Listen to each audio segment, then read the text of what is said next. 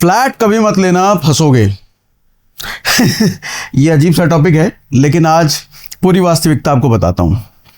देखो, होता क्या है कि हमारे बड़े बुजुर्ग कहते हैं कि आदमी कितना भी कमाए, इतना तो ज़रूर कमा ले कि अपने लिए एक छत खरीद सके, अपने लिए घर खरीद सके, घर अपना होना चाहिए। लेकिन ये बात शहरों में आकर के इन दिनों थोड़ी अलग होती जा रही है। देखो, बुजुर्ग हमारे कहे गए कि छत अपनी होनी चाहिए।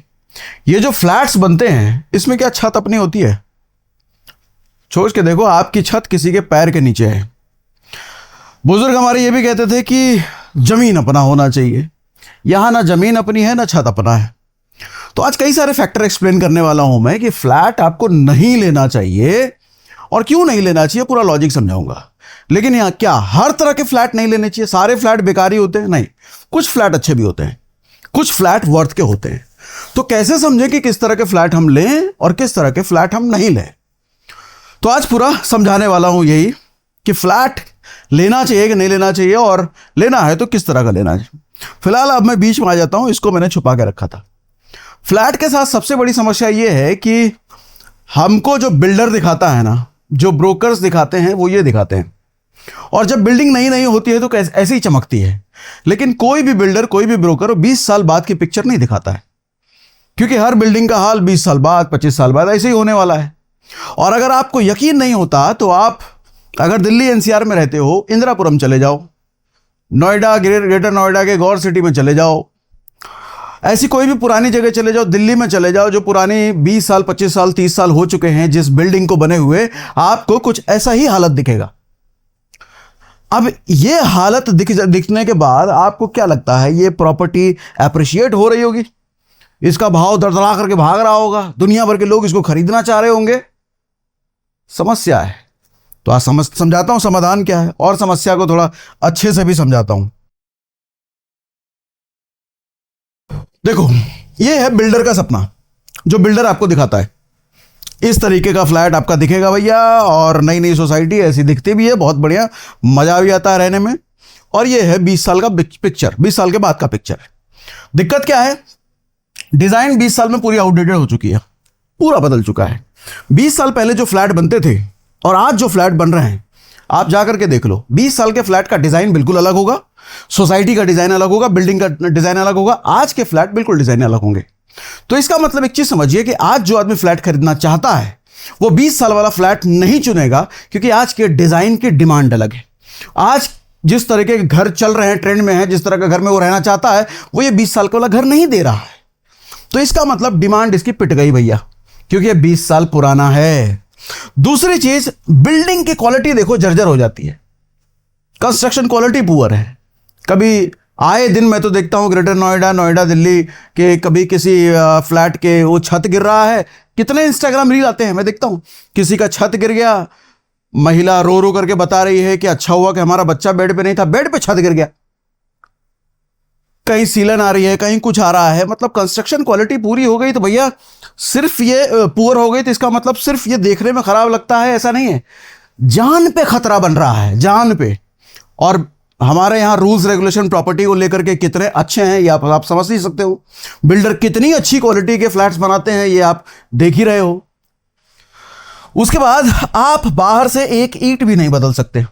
आपको लग रहा है आपकी कंस्ट्रक्शन क्वालिटी फ्लैट की खराब हो गई है, पेंट झड़ रहा है, आप बदल करके क्या दीवार नया बना दोगे? क्या नहीं कर सकते, एक ईंट भी नहीं जा सकते। वो छत का जो मलबा है, वो जो सीमेंट है, टूट के गिर गया, आप छत नहीं बना लोगे क्या? नहीं, क्योंकि आपकी छत किसी की जमीन है, किसी का पैर है, वो किसी के पैर रखने की जगह है। आपके छत पे किसी का बेड लगा हुआ है। ना आप छत के साथ कुछ कर सकते हो, ना जमीन के साथ कुछ सकते हो, क्योंकि आपकी जमीन किसी का छत है। आपकी ये दीवार किसी दूसरे फ्लैट की भी दीवार है, आप कुछ नहीं कर सकते। ज्यादा पेंट करा सकते हो और कुछ नहीं। ठीक है, तो यह समस्या होती है भैया 20 साल पुराने फ्लैट में। इसमें नहीं होती है, यह नया है। 10-15 साल, 20 साल तक तो आप रहो मस्त, लेकिन उसके बाद हालत कुछ ऐसा होता चला जाता है। और नहीं यकीन आता तो गौर सिटी में घूम लो, नोएडा में घूम लो, दिल्ली के लक्ष्मी नगर, पांडव नगर, ईस्ट दिल्ली, वेस्ट दिल्ली में कई सारे ऐसे एरिया हैं जो 20-20 साल पुरानी बिल्डिंग है, आपको ऐसा ही दिखेगा। समस्या समझा पाया मैं? अब करें क्या? थोड़ा प्रॉब्लम और समझाता हूं आपको, तब हम बात करेंगे करें क्या। देखो फ्लैट नया है लेकिन मालिक बैंक है, आप सिर्फ ईएमआई भर रहे हो क्योंकि 20 साल का तो लोन ही हो जाता है। तो जब तक फ्लैट नया है वो बैंक का है, आप मालिक हो नहीं। लेकिन 20 साल तक लोन जब तक खत्म होगा, फ्लैट आपका होगा, तब तक फ्लैट असल में उसकी कंस्ट्रक्शन क्वालिटी पुअर हो चुकी होगी, डिजाइन खत्म हो चुके होंगे। बेचने जाओगे तो खरीदार नहीं मिलेगा। क्यों खरीदार नहीं मिलेगा? आपको लगता है ऐसी कंस्ट्रक्शन क्वालिटी के खरीदार आपको आराम से मिल जाएंगे? और आज की जो नया जो ट्रेंड चल चुका होगा फ्लैट का स्ट्रक्चर डिजाइन वगैरह, ऐसे फ्लैट चाहेंगे वो, तो इसलिए दिक्कत आएगी बेचने में भैया। अब उसके बाद एक और चीज समझिए, सप्लाई और डिमांड। फ्लैट्स के साथ ऐसा है, 20 साल पुराने, जब जैसे मैं नोएडा में रहता हूं तो इंदिरापुरम के फ्लैट्स अगर आप देखो तो फ्लोर का साइज है, फ्लोर के जो हाइट है वो तकरीबन 20 फ्लोर 22 फ्लोर की बिल्डिंग बन रही है। अब आप देखो 30 फ्लोर 25 फ्लोर आम हो गए हैं। मुंबई जैसे एरिया में देखो आप 50 फ्लोर 60 फ्लोर 100 फ्लोर बन रहे हैं। तो जैसे जैसे समय बीत रहा है बिल्डिंग की हाइट बढ़ती चली जा रही है, और मुझे लगता है कि कुछ साल बाद ताज्जुब की बात नहीं होगी कि 100 फ्लोर के फ्लैट्स आम हो जाएंगे, 150 फ्लोर के फ्लैट, 500 फ्लोर के फ्लैट बनने लग जाएंगे भैया। टेक्नोलॉजी डेवलप हो रही है, तो 500 फ्लोर के फ्लैट जब बन रहे होंगे तो सोचो कि सप्लाई कितनी ज्यादा होती चली जा रही है। और इन्वेस्टमेंट का एक रूल है, जिस चीज की सप्लाई बहुत ज्यादा हो उसमें इन्वेस्टमेंट नहीं करना चाहिए, क्योंकि सप्लाई अथक है भैया, भरपूर सप्लाई है, तो एप्रिसिएशन कहां से आप उम्मीद करोगे? सोने की डिमांड क्यों बढ़ती जा रही है, बिटकॉइन की डिमांड क्यों बढ़ती जा रही है? सप्लाई लिमिटेड है। फ्लैट्स की सप्लाई कतई लिमिटेड नहीं है। जब तक आप दिल्ली में हो, दिल्ली में आप प्लान कर रहे हो कि कोई फ्लैट खरीदा जाए, तब तक भैया नोएडा डेवलप हो गया, नोएडा में एक नंबर चकाचक बिल्डिंगें बनने लग गई। लो, आपका दिल्ली वाला फ्लैट पुराना हो गया, वो नया बायर दिल्ली में लेना नहीं चाहेगा, नोएडा जाना चाहेगा। अच्छा, जब तक आपने नोएडा में ले लिया, नोएडा बढ़िया बहुत डेवलप हो रहा है, पता चला नोएडा में कुछ और ऐसा एरिया डेवलप हो गया, आपका नोएडा वाला पुराना हो गया। जब तक गुड़गांव में आप लेने का प्लान कर रहे हो, कुछ टाइम बाद गुड़गांव से मानेसर डेवलप हो गया। मतलब बिल्डर क्या करते हैं, एक जगह पे बिल्डिंग भर करके वो दूसरी जगह शिफ्ट हो जाते हैं नया बिल्डिंग बनाने के लिए। तो आपको तो भर दिया एरिया, बन गया भरपूर फ्लैट, अब नए एरिया में नया फ्लैट नए तरीके से डेवलप हो रहा है। तो यूजर के मन में हमेशा नई बिल्डिंग, नया फ्लैट, नए तरीके का नया कंस्ट्रक्शन मन में लगा रहता है, तो पुराने की डिमांड वैसे ही घटती चली जाती है जैसे जैसे नए की डिमांड बढ़ती है। सप्लाई भरपूर है, डिमांड उतनी है नहीं। आप किसी भी एरिया में चले जाओ, नोएडा, गुड़गांव, ग्रेटर नोएडा, कहीं भी चले जाओ, आपको हर बिल्डिंग में बहुत सारे फ्लैट्स खाली मिलेंगे, कोई नहीं रह रहा है। इसका मतलब सप्लाई बहुत ज्यादा है, डिमांड उतनी है नहीं। तो मैं सोल्यूशन देता हूं भैया, जमीन होनी चाहिए। जमीन ज्यादा अच्छा है। जमीन के साथ एक तो यह है कि भैया सप्लाई लिमिटेड है, कोई भी आदमी अंबानी अडानी कितना भी पैसा लगा ले 1 इंच जमीन पैदा नहीं कर सकता, बना नहीं सकता। भगवान ने जितना दे दिया सो दे दिया। अब जितनी जमीन है उतनी जमीन यूज होने वाली है। अच्छा, सप्लाई इसकी लिमिटेड, डिमांड। दुनिया जब तक चल रही है, आदमी जब तक पैदा होता रहेगा धरती पर, घर तो चाहिए है, घर चाहिए, सड़क चाहिए, काम करने के लिए रोजगार की जगह चाहिए। मतलब जमीन की डिमांड हमेशा बढ़ती ही रहनी है, सप्लाई नहीं बढ़नी। सप्लाई फिक्स, डिमांड बढ़ती रहनी है। इसकी सप्लाई, इसकी डिमांड अगर बढ़ रही है तो सप्लाई बढ़ती है। कब तक सप्लाई बढ़ेगी पता नहीं भैया, बिल्डर बनाते जा रहे हैं 100 फ्लोर 500 फ्लोर 600 फ्लोर 1000 फ्लोर, क्या पता, मुझे लग रहा है 20 30 40 50 साल बाद 1000 फ्लोर की बिल्डिंग बन रही हूं। इसमें भी कोई ताजुब की बात नहीं है। विदेशों में तो है ना, बुर्ज खलीफा वो सब देखो भैया, 150 फ्लोर की बिल्डिंग। तो दिक्कत यहां पे ये है, सप्लाई अगर बढ़ रही, डिमांड अगर बढ़ रही है तो सप्लाई ज्यादा बढ़ रही है। यहां डिमांड अगर बढ़ रही है तो सप्लाई बढ़ ही नहीं रही है, सप्लाई फिक्स है, ठीक है। तो इसकी वैल्यू ज्यादा तेज बढ़ेगी, इसकी वैल्यू ज्यादा तेज भागेगी। और आज तो यह है कि छोटे छोटे शहरों में भी बड़ी बड़ी इमारतें बन रही हैं भैया। तो मतलब डिमांड सिर्फ दिल्ली एनसीआर, सप्लाई सिर्फ दिल्ली एनसीआर या बड़े शहरों तक नहीं है, छोटे शहर लखनऊ में भी ऊंची ऊंची बिल्डिंगें बन रही है। सप्लाई भरपूर दी जा रही है, भरपूर दी जा रही है। और जिस चीज की सप्लाई भरपूर हो वहां एप्रिसिएशन स्लो होगा लेकिन स्लो होगा। अब इसके बाद एक और लफड़ा सोचो। आप सोचते हो फ्लैट खरीद लिया हमने, हो गया भैया 20,000 रुपये ईएमआई जाना है, शुरू हो गया तो उतना ही खर्चा है ना। एक मेंटेनेंस का अलग लफड़ा है, क्योंकि सोसाइटी खरीदोगे तो आपने सोसाइटी फ्लैट देख के नहीं, वहां का स्विमिंग पूल, जिम और क्लब हाउस देख करके खरीदा था। और ये क्लब हाउस, ये जिम, ये स्विमिंग पूल आप 10 दिन से ज्यादा यूज नहीं करने वाले हो, ये पहले बता दूं आपको। ये चुल्ले रहता है बस, दोस्तों को दिखाएंगे, रिश्तेदारों को दिखाएंगे, ससुराल वालों को दिखाएंगे। हम ऐसी सोसाइटी में रहते हैं जहाँ स्विमिंग पूल है, जिम है, क्लब है, ये है, फलाना ठिकाना, कोई यूज नहीं करता। किसी भी सोसाइटी में चले जाना, आप किसी भी सोसाइटी में घूम लो, अगर सोसाइटी भरपूर लोग रह रहे हैं, जिम चले जाना कोई नहीं मिलेगा, स्विमिंग पूल चले जाना कोई नहीं मिलेगा, इक्का दुक्का लोग मिलेंगे। 1000 लोग अगर सोसाइटी में रह रहे हैं, 5 लोग स्विमिंग पूल में मिलेंगे। लेकिन बेचता बिल्डर इसी को दिखा के, इसी की चकाचक दिखा करके बिल्डर बेचता है। 1000 square feet, 1 lakh square feet का क्लब हाउस। अरे क्या करोगे, 10 दिन का चांदनी है ये। नौकरी चाकरी से कहां फुर्सत मिलता है, काम धाम से कहां फुर्सत मिलता है, कोई नहीं जाता क्लब हाउस। लेकिन इसका मेंटेनेंस आप जिंदगी भर भरोगे जब तक उस सोसाइटी में रहोगे। और 1 करोड़ का अगर आपका फ्लैट है, तो अमूमन तौर पे मोटा मोटी एग्जांपल ले रहा हूं मैं, 1 करोड़ के फ्लैट में आप 10,000 रुपए मेंटेनेंस भर रहे होगे, ईएमआई अलग भर रहे होगे, मेंटेनेंस अलग भर रहे होगे। मेंटेनेंस उस स्विमिंग पूल का जिसको आप यूज नहीं करते, मेंटेनेंस उस जिम का जिसमें आप कभी कभी जाते हो, मेंटेनेंस उस क्लब हाउस का जिसमें आप हार्डली कभी कभी जाते हो भैया, लेकिन हर महीने भरना है इसको। ये कोई नहीं सोचता फ्लैट खरीदने टाइम, ये एक अलग लाइबिलिटी है भैया।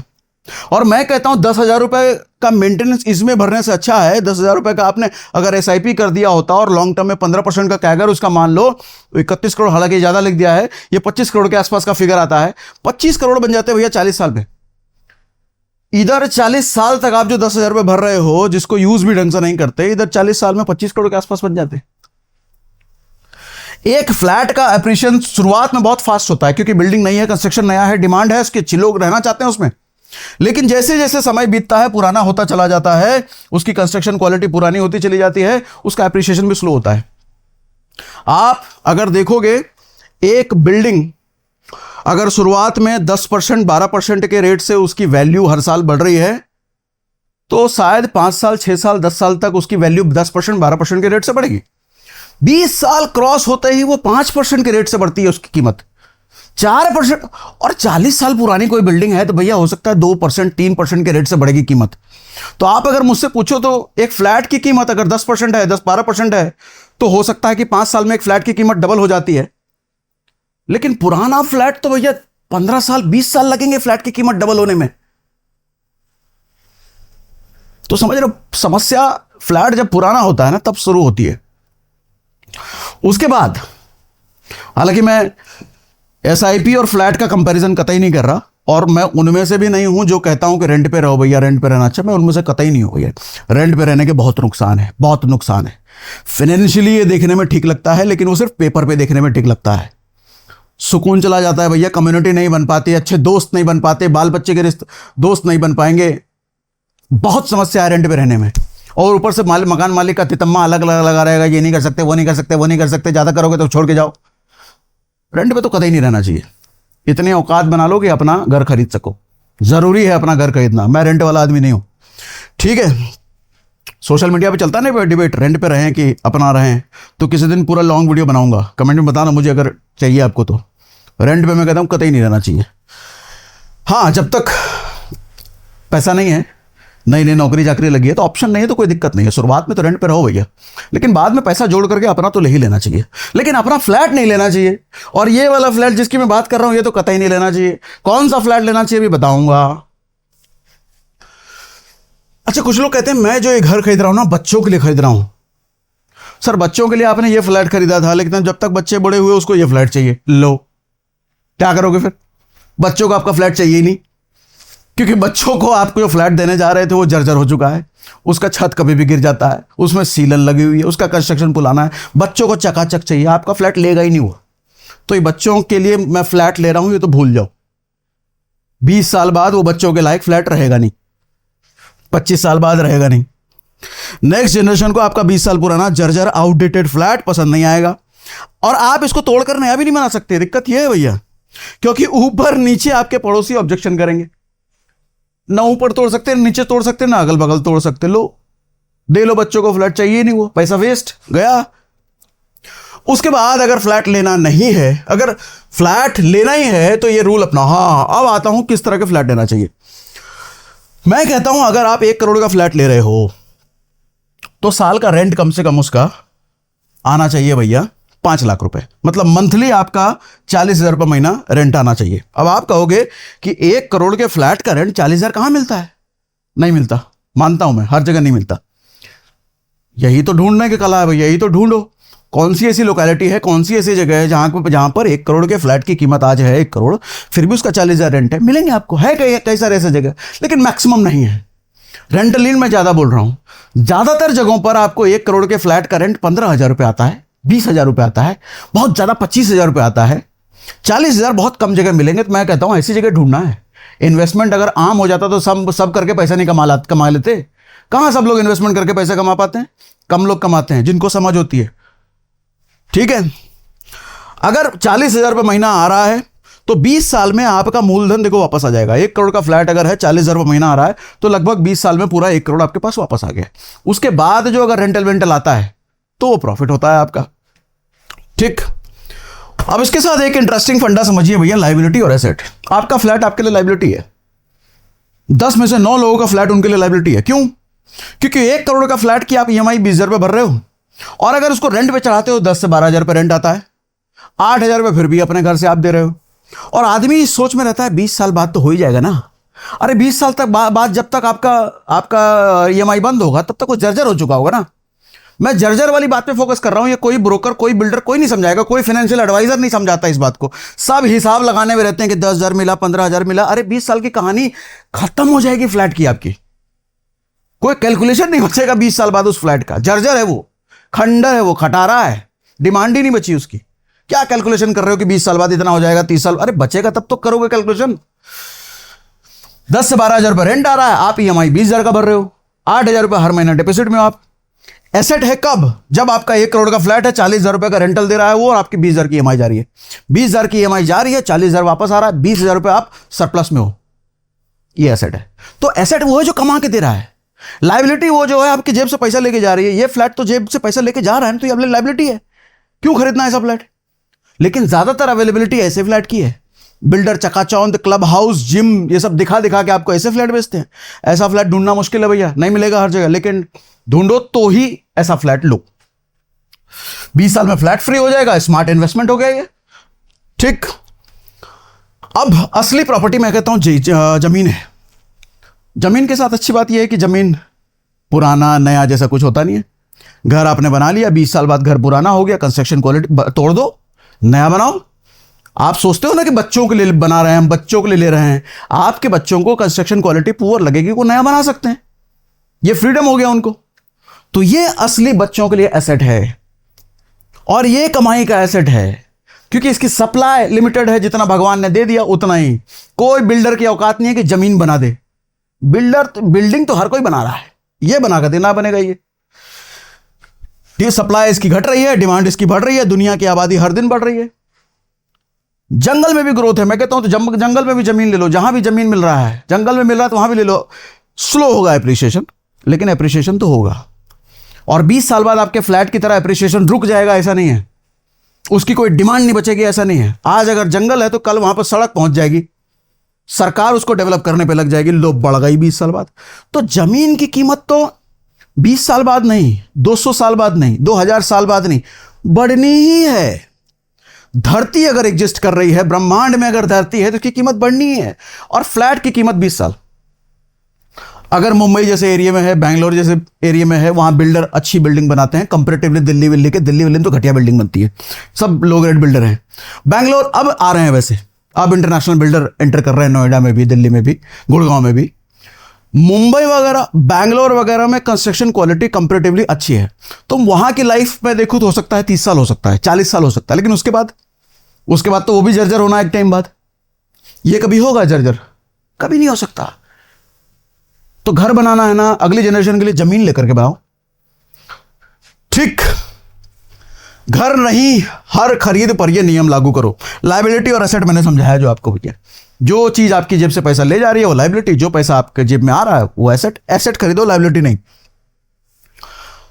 ठीक उसी तरीके से जैसे मैं कहता हूं कि एक आईफोन अगर कोई शोबाजी करने के लिए खरीद रहा है वो लायबिलिटी है, लेकिन अगर कोई आदमी अगर आईफोन इस वजह से खरीद रहा है कि उसको रील बनाना है, वीडियो बनाना है, वो एसेट है उसके लिए। तो फ्लैट क्या हर किसी के लिए लायबिलिटी है? नहीं। कोई फ्लैट अगर आपको 20,000 की EMI पर 40,000 रेंट दे रहा है वो एसेट है। कोई फ्लैट आपको 20,000 की EMI पर 10,000 रेंट दे रहा है, 15,000 रेंट दे रहा है, वो लायबिलिटी है। ठीक उसी तरीके से जैसे फोन एक इन्फ्लुएंसर के लिए एसेट है, एक शोबाजी करने वाले लौंडों के लिए लाइबिलिटी है। ठीक है भैया, दिखावा छोड़ो, बैंक बैलेंस बढ़ाओ। फ्लैट का एक कारण यह भी होता है, लोग इंप्रेस करना होता है। अब होता क्या है कि आप जिस ऑफिस में जॉब कर रहे हो वहाँ पर सबने फ्लैट ले रखा है, सबके स्विमिंग पूल वाले सोसाइटी हैं, जिम वाले सोसाइटी हैं, और आप एक ऐसी जगह रहते हो जिसमें स्विमिंग पूल नहीं है, जिम नहीं है, तो खराब लगता है। तो इस चक्कर में हम भी सोसाइटी में ले लेते हैं। उस चक्कर में आपका बैंक बैलेंस बिगड़ रहा होता है। आपको नहीं पता जो ब्रांडेड दिखने वाले कपड़े पहन रहे हैं उसके सर पे कितनी ईएमआई खड़ी है। आपको नहीं पता जो चकाचक सोसाइटी में रह रहे हैं उसके ऊपर कितने का कर्जा है। कर्जा दिखता नहीं है, शो ऑफ दिखता है। आपको कर्जे का पता नहीं है, इसलिए आप शो ऑफ से इंप्रेस हो जाते हो। लेकिन मैं तो कहता हूं ऐसा आदमी बनिए वो जो भैया छुटपू 1100 टाइप मोबाइल हो, बैंक में 1 करोड़ रुपये पड़ा हो। अब मजा तो इसका है ना, इसमें मजा है। अंदर से कॉन्फिडेंस बोलता है। फिर हाथ में भले टुटपुंजिया मोबाइल हो, टूटा हुआ हो, स्क्रीन खराब है उसका, लेकिन बैंक में 10 करोड़ रुपये पड़े हैं, प्रॉपर्टी 100 करोड़ की खड़ी है, उसका मजा है। ठीक है भैया, तो कुल मिलाकर के ये मैंने आपको ज्ञान दे दिया। बचिए बिल्डर की चकाचौंध, ब्रोकर के बड़े बड़े वादे, इनसे बचिए। मैं ये कतई नहीं कह रहा कि फ्लैट मत लो, फ्लैट लो, लेकिन वैसा फ्लैट लो। अब एक और चीज ऐड कर देता हूं, बहुत सारे लोग सवाल हो सकता है, रहने के लिए फ्लैट और इन्वेस्टमेंट के फ्लैट दो अलग अलग चीजें होती हैं। अगर देखो आपका गोल है कि आपको सिर्फ रहने के लिए फ्लैट चाहिए तो फ्लैट ठीक है, आपको पता है कि 10-20 साल में आपकी इतनी कमाई है कि 20 साल में वो जर्जर भी हो जाए आपको कोई फर्क नहीं पड़ता। लेकिन आप अगर इन्वेस्टमेंट के लिए ले रहे हो, वो भी लोन लेकर के, तो वो प्रॉब्लम करता है। ठीक है, अगर आपका पर्पस ये है कि मुझे फ्लैट में इसलिए रहना है कि सिक्योरिटी मिलती है, अच्छी वजह है, रहो। क्योंकि आप फाइनेंशियली इतने कैपेबल हो कि आपको सिक्योरिटी चाहिए, तो रहो, आपके लिए फिर फ्लैट अच्छा है। इंडिपेंडेंट बंगलों में, इंडिपेंडेंट घर में आपको सिक्योरिटी नहीं मिलेगी, तो वहां फ्लैट आपके लिए अच्छा है। पर्सपेक्टिव सारा समझ रहे हो। किसी को अगर 20 साल के लिए रहना है, कैपेबिलिटी अच्छी है, सिक्योरिटी चाहिए, उसको जिम के मजे लेने हैं, रोज पूल में उसको डुबकी लगाना है, उसके लिए फ्लैट अच्छा है। उसके लिए एसेट भी है, मजे का साधन है, अच्छी लाइफस्टाइल का सोर्स है। लेकिन ऐसे कितने लोग होते हैं, हम लोग जैसे मिडिल क्लास लोग, भैया ज्यादातर लोग ये समझते हैं, फ्लैट यही समझ के लेते हैं कि आज ले लिया कल का इन्वेस्टमेंट है। ऐसा नहीं होता ना, कल का इन्वेस्टमेंट कतई नहीं है, 20 साल के बाद वो इन्वेस्टमेंट नहीं रहेगा। वो कुछ सवाल हो, कुछ कंफ्यूजन हो तो कमेंट बॉक्स में भर दीजिए आप। आने वाले किसी ना किसी वीडियो में आपके सवाल जरूर ले लूंगा, क्योंकि बड़ा इंपॉर्टेंट टॉपिक है ये। ठीक है भैया, चलो आज के लिए इतना ही।